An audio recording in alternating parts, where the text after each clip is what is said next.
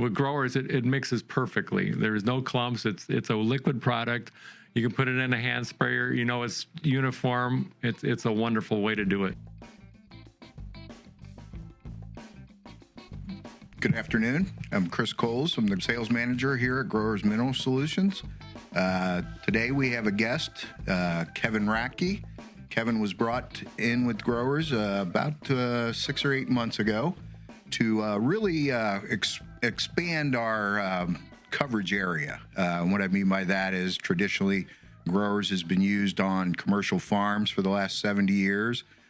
We've dabbled a little bit in landscaping, a little bit of greenhouse activity here, and a little bit of nurseries and other areas we've used growers in. But growers being the material it is, it's a 10-20-10 fertilizer with all the micronutrients. The manufacturing process of growers is what makes it unique in the industry. We start with clean raw materials, and during the manufacturing process, we use a chemical heating process that heats it up almost to boiling point. What the benefit of that does is it puts all the micronutrients in the 10-20-10 NPK in solution. And the benefit of solution is when you apply the first drop of our material, liquid material, it's the same consistency as the last drop you put on your field. So my guest today is Kevin Radke. Kevin started with growers about 6 or 8 months ago. We brought Kevin in because he has a special category that he excels in. And so why don't you tell us a little bit about yourself, Kevin? Introduce yourself. Again, I'm Kevin Radke. I'm very honored to be here today. A little thumbnail about my past. My grandfather came from Germany in the late 1800s and settled on Shaft Road in Cleveland. And throughout the generations, my father came along and we were part of the greenhouse capital of the world. So at the young age, I was fertilizing and growing tomatoes when I was just a very young person. So again, I have a lifetime of greenhouse experience with hydroponics and soil and many, many, many different crops. I've grown about 50 million plants in a greenhouse. So. Nice. And I'm very, very honored to be here and share some information with everyone today. Well, we appreciate that. I think you once told me that you've actually were born in a greenhouse and have Yes. lived in it ever since. So Yes. It's good to know.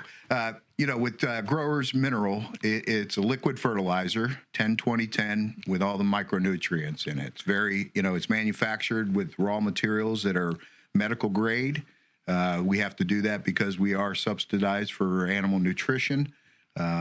And also, the belief with growers for the last 70 years with our single product is that the plant doesn't need as much nutrient as everybody or the establishment maintains.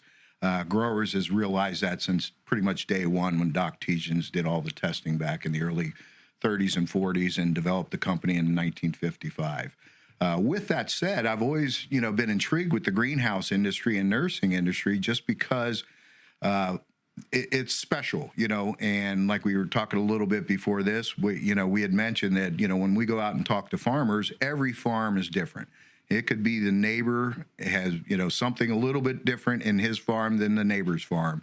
And obviously, as you go down south or up north, the actual soil conditions change. Now, in the greenhouse, my impression of a greenhouse is that they're all the same. You're in a house that reflects the sun, and you use water primarily in that application. But talking to you a little bit off camera here, that's not exactly the case, is it? So explain that to me. That's not exactly the case. If I could encompass the wonderful world of outdoor agriculture with indoor agriculture, exactly what you're talking about, Chris.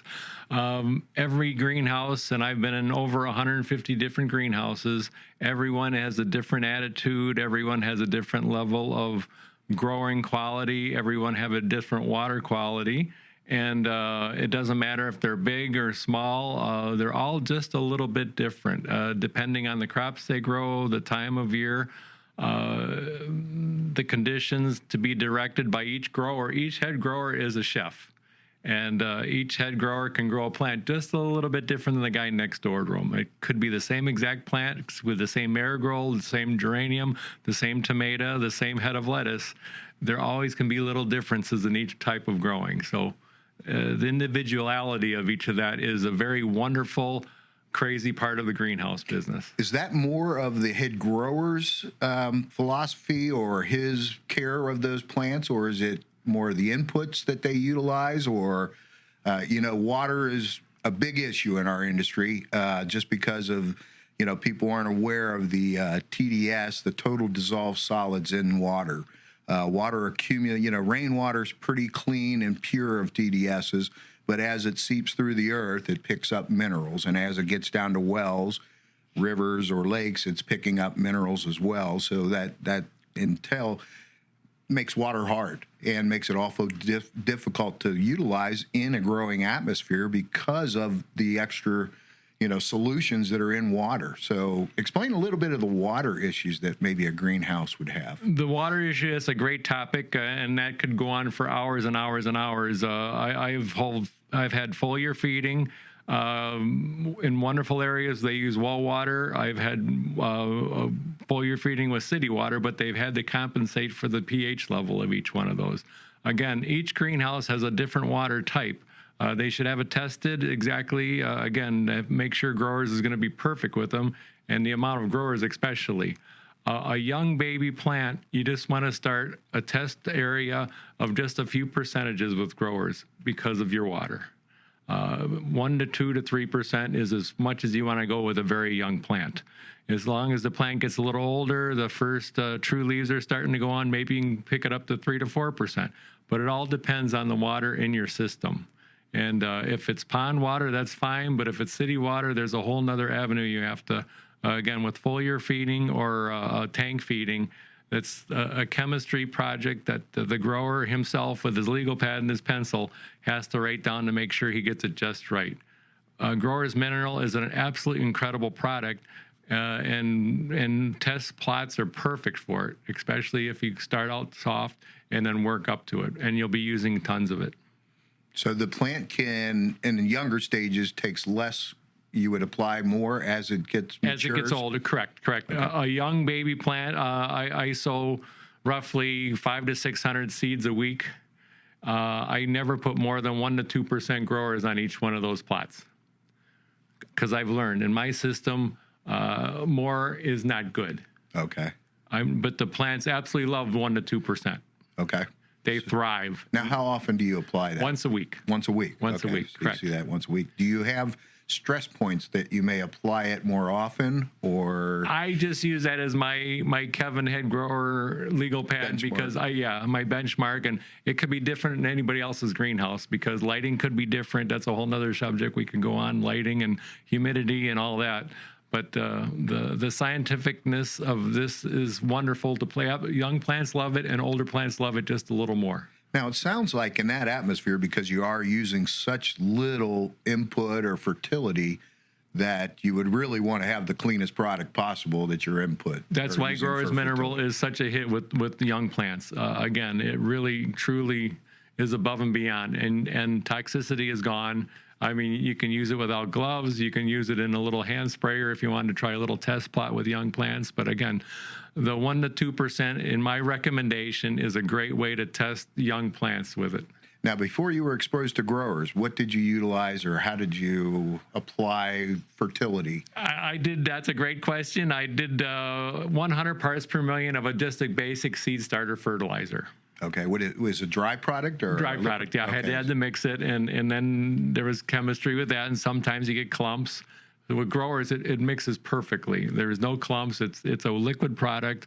You can put it in a hand sprayer. It's uniform. It's a wonderful way to do it. I could see that as being the biggest problem with the dry material, and then having to agitate that, get it into what we call suspension. Correct.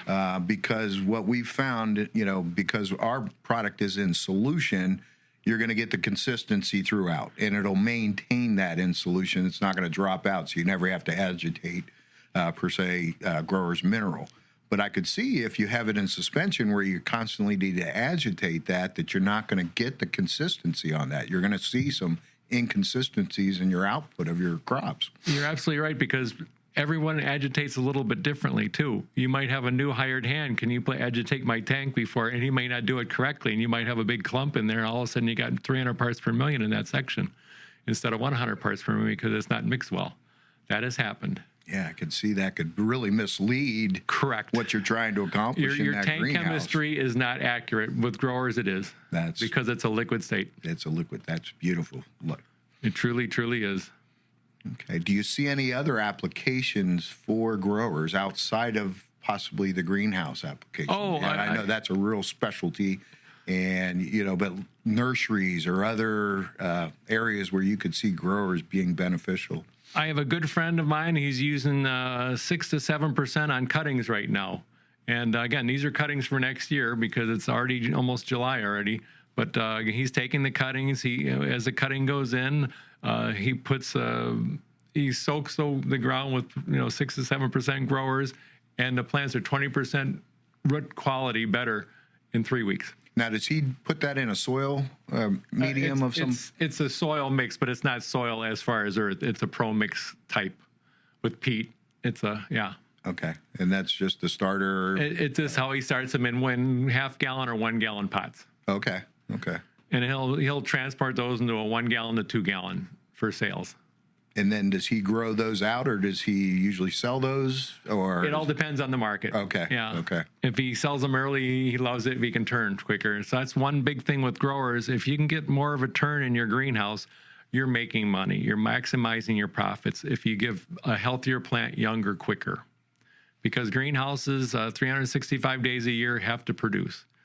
And they might be under glass. They might be in a barn with grow lights. They might have cannabis. If you can turn one extra crop, you're going to maximize your profits.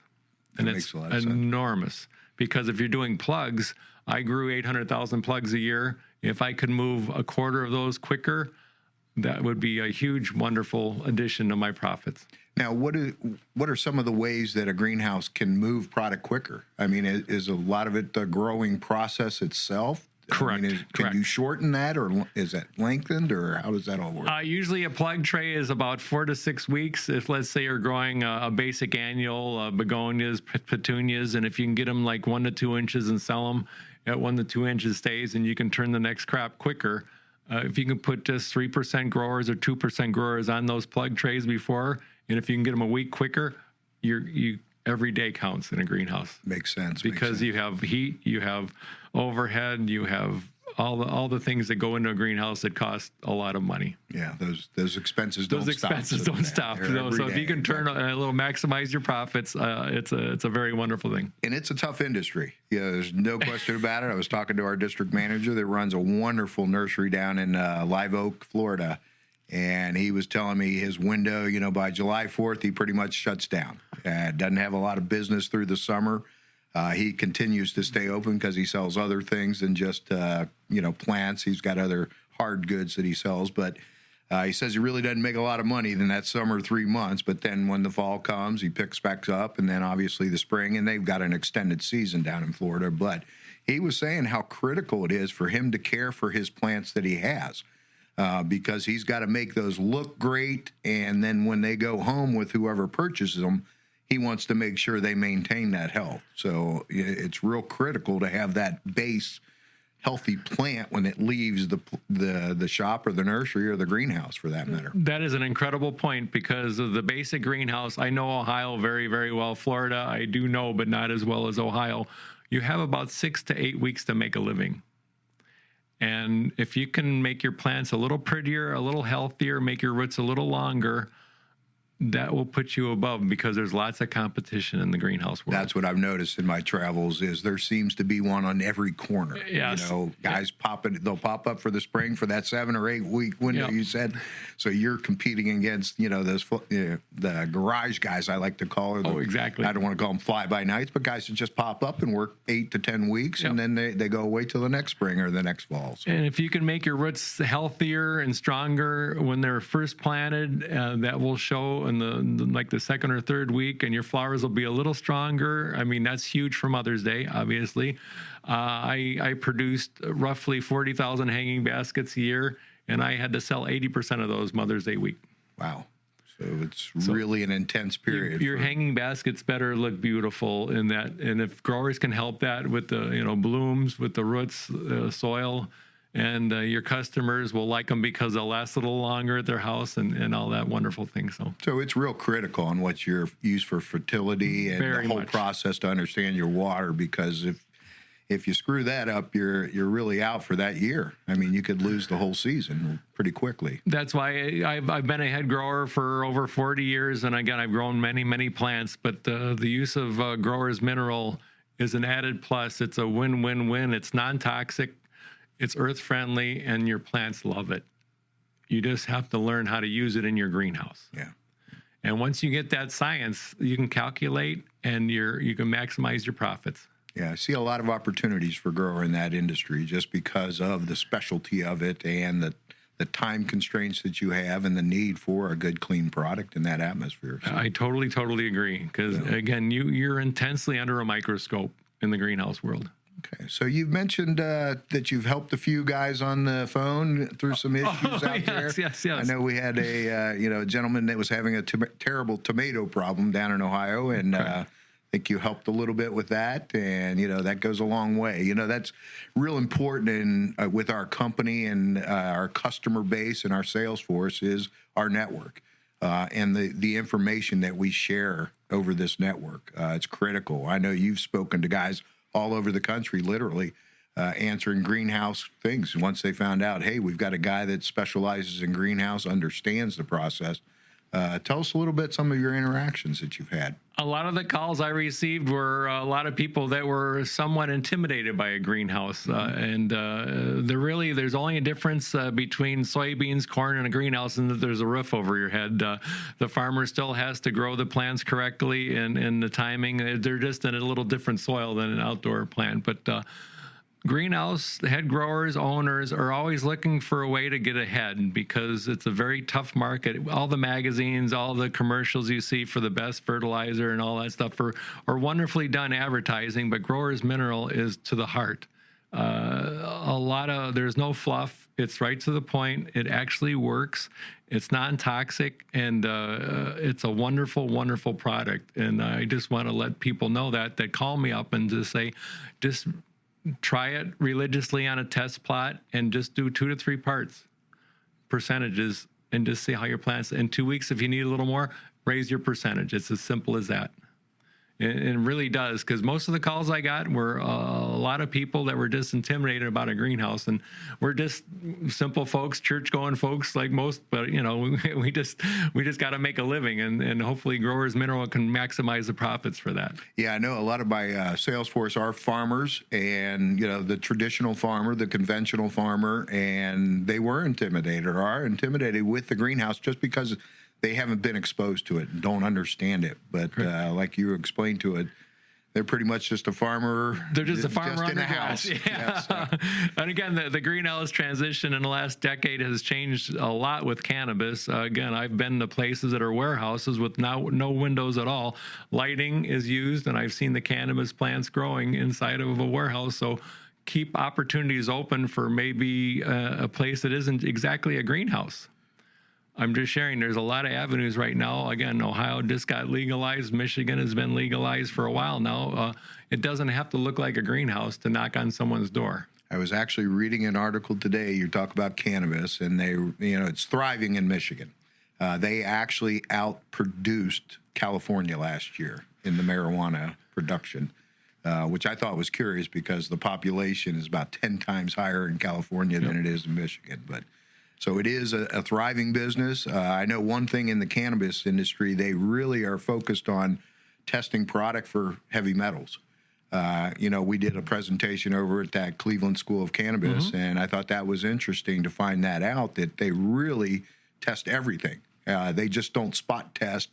They test everything that's being sold. And I thought that's amazing that they really focus on testing for heavy metals in the cannabis industry, and it seems to go forgotten in the food industry. They only spot test a few things in the food industry, and I've always had that concern that if your input is toxic, that the food source is going to become toxic, and that's always been a concern with myself and just my family as far as feeding ourselves. And I think humans got to realize that the consumer has to realize some of the toxicities that are actually utilized in the industry, and whether it's the greenhouse industry or the farming industry. So You brought up a great point that it's animal approved too. I mean, that is huge because with this is used in agriculture and cows and chickens and goats and just that one gentleman we talked to, he hasn't taken his goats to the vet since he's been using Growers Mineral because it's been such a pure product for them to eat. yeah, and that's what a lot of people use as a benchmark. When they talk about, feeding it to their animals, whether it's their dairy cows or their beef cows or pigs or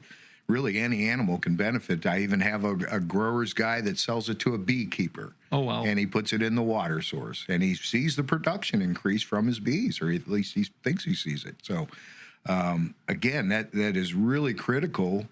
Because eventually we do consume these animals. It's great because in the other magazines and everything, the other fertilizers on the market, they will never come close to talking about this. That's exactly right. And that's why goes back to our raw materials and why it's so critical to have medical grade raw materials in there. And that's enormous because everyone's thinking about health now. Yeah. And Growers Mineral is at the high point right now. We just got to let people know about it. Yeah, and I was thinking the landscaping industry. I think that's a natural fit for growers because when I had my house in Cincinnati, the whole neighborhood would get all their lawns sprayed. They'd come out and spray and notice the guy that was spraying it had a apparatus on his face to protect himself from whatever he's spraying. And then right after he got done spraying, he puts little stickers around or little tags in the yard that says, don't let your children or animal on this yard for 28 or 48 hours. And I always thought that was interesting so they know they're putting toxicities on there. And my biggest question is, where does it go after 24 hours? Exactly. It run off in the creek or the sewer system. But again, with that point, growers can also be successfully used on wineries, vineyards, and golf courses. You brought up golf courses, landscapers. I have test plots on all this stuff right now, and no one has had a bat in an eye that it hasn't worked yet. We're just fine-tuning it right now. Right.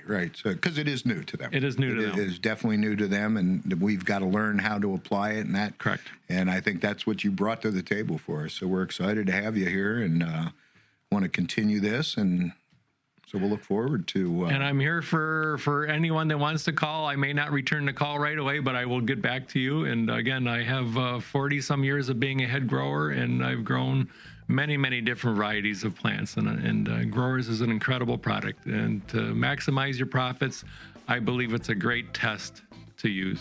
Well, Kevin, we're glad you're part of the team and the family here at Growers. Thanks. Thank you very much. This podcast has been brought to you by Growers Mineral. Please visit growersmineral.com.